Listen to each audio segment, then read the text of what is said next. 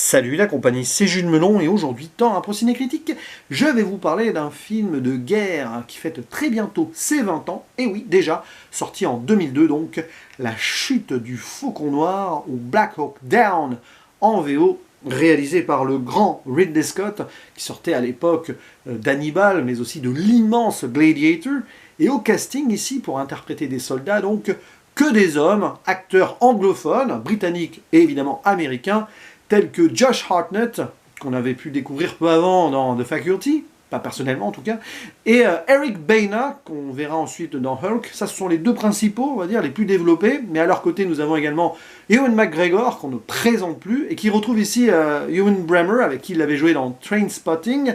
Citons aussi la présence de Tom Sizemore, Jason Isaacs, Orlando Bloom dans un de ses premiers rôles, et carrément les débuts au cinéma de Tom Hardy, et oui. Puis après, il y en a d'autres, hein, Sam Shepard, et quelques acteurs qui se font connaître ensuite, ou qui se sont fait déjà connaître à l'époque dans des séries, William Fichtner, qu'on retrouvera dans Prison Break, ou encore, tiens, des expatriés, on va dire, de 24 heures chrono, comme Zeljko Ivanek, ou encore Glenn Morshower. Bon, il y en a d'autres hein, que je pourrais citer, parce que c'est un film choral, qui présente une situation qui s'est vraiment déroulée, donc en 1993, en octobre, en Somalie, et qui relate la terrible bataille de Mogadiscio qui fut un véritable fiasco pour l'armée américaine. Et on va suivre donc ces soldats qui vont être envoyés dans une mission un peu casse-pipe, presque inutile, et qui vont devoir survivre après un accident, notamment justement un de ces faucons noirs, un hélicoptère, hein, ces gros hélicos américains, tout qu'on voit souvent dans les films de guerre, qui s'écrase en pleine ville, et en gros l'histoire c'est essayer de les récupérer vivants, ceux qui se sont écrasés. C'est pas facile, forcément ils ne reviendront pas tous en vie. Voilà.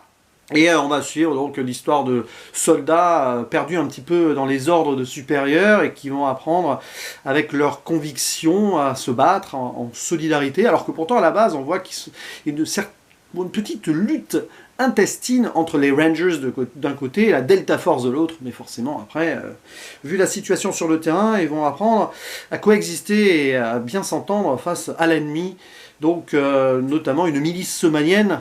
Voilà, à l'époque, je ne vais pas rentrer dans les détails historiques et politiques, d'autant plus que le film ne fait pas plus que cela. Et à l'époque, il avait fait un peu polémique, enfin vite fait, parce qu'il a été qualifié de film de propagande. Il faut dire qu'il est sorti juste après, enfin quelques mois, quelques semaines après, le 11 septembre, je pense que Ridley Scott et tout, niveau production et tournage, tout l'avait fait avant ce drame, et donc forcément à l'époque, le peuple américain a un petit peu récupéré cette histoire, pour mettre en avant l'héroïsme des soldats, etc., et que malgré lui, Ridley Scott s'est retrouvé au centre donc, de cette polémique qu'il ne voulait certainement pas, d'autant plus qu'on pourrait aussi qualifier ce film d'anti-guerre. Mais ça dépend du point de vue des gens. Et il faut dire que le film, comme il brasse surtout la thématique de soldats perdus au milieu de l'enfer, avec leur humanité propre, forcément, après, vous pouvez lui faire dire ce que vous voulez à ce film, selon les points de vue que vous avez.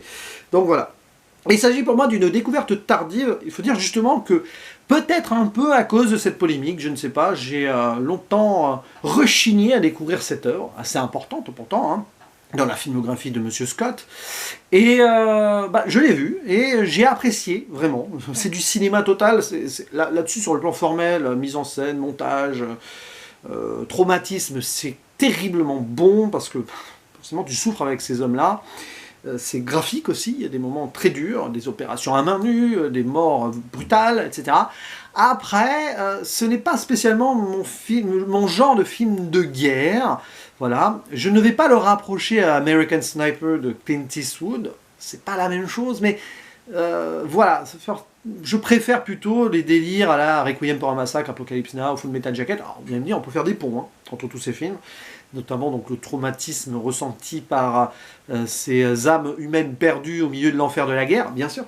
Mais je sais pas, là, voilà, c'était peut-être trop aussi dans voilà, les coups de feu dans tous les sens, c'est très sur le terrain, et à un moment, ça manque de recul et de psychologie pure, à part deux personnages donc plus développés les uns que les autres. D'un côté, donc celui de Josh Hartnett, qui joue un sergent ranger, qui est très idéaliste. Il est venu là pour aider la population aussi, mais bon, il va se rendre compte qu'on ne va pas l'utiliser pour cela. et de l'autre, un ancien mercenaire joué par Eric Bana, donc un gars de la Delta Force, qui semble être revenu un petit peu de cette confiance qu'il avait en l'état-major, et on voit ici que ça se confirme pour lui. C'est difficile, hein, c'est tout ça, hein, voilà. Et je pense que c'est un film qui met justement en question les ordres qu'on peut donner à des gens qui sont envoyés comme de la chair à canon, à la base qui s'engagent parce qu'ils ont envie, soit de faire la guerre, soit de défendre leur pays, d'être des héros et tout, mais face à la réalité des choses, c'est assez dur, quoi. Et je pense que c'est Ridley Scott. Ridley Scott, il a fait ce film pour cela, en prenant donc cette histoire vraie qui a été une vraie défaite hein, pour les États-Unis, quand même. Mais bon, partie surtout d'un ordre et d'une mission qui n'avait pas lieu d'être, qui ne servait à rien.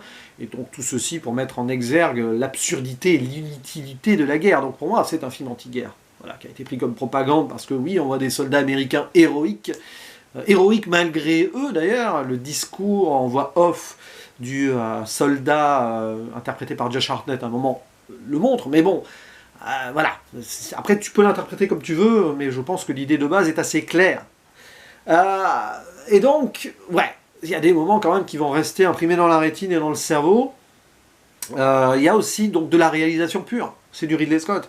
Donc je parlais, hein, sur le plan formel, montage, tout ça, des points de vue, des fois vraiment, on est dans le regard, dans le visage de ces soldats perdus là-dedans, mais on a aussi cette histoire de ville, donc avec la population autour, qui forme un tout, et ça peut être gênant, vraiment, sur aussi un point de vue global, c'est que les Somaliens sont représentés comme une sorte de horde déshumanisée, mais parce qu'ils sont déjà dans le conflit sur place depuis longtemps, avec la milice qui les manipule, donc c'est pour ça qu'ils sont montrés presque comme des zombies à certains moments.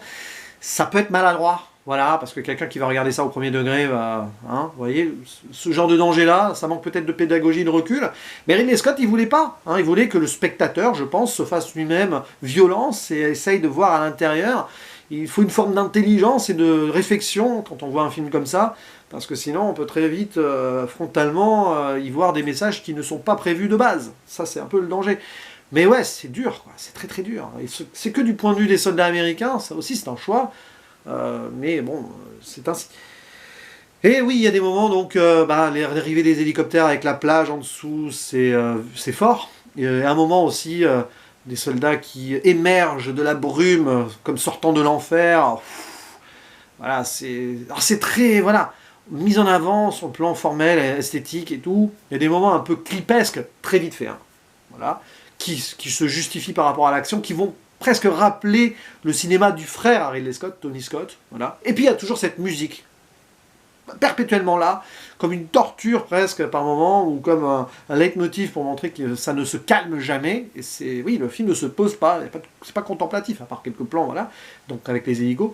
Musique gérée par Hans Zimmer, plus d'autres extra-diégétiques, donc des chants locaux, de musique de Rachita, je crois aussi, et du Faith No More, à un moment, oui, qu'ils écoutent les soldats en se préparant. Donc, voilà, j'ai reconnu ce groupe américain, rock metal fusion, si vous voulez. Et ouais, ça n'arrête pas, c'est bien, mais à un moment, oui, ce film ne te lâche jamais.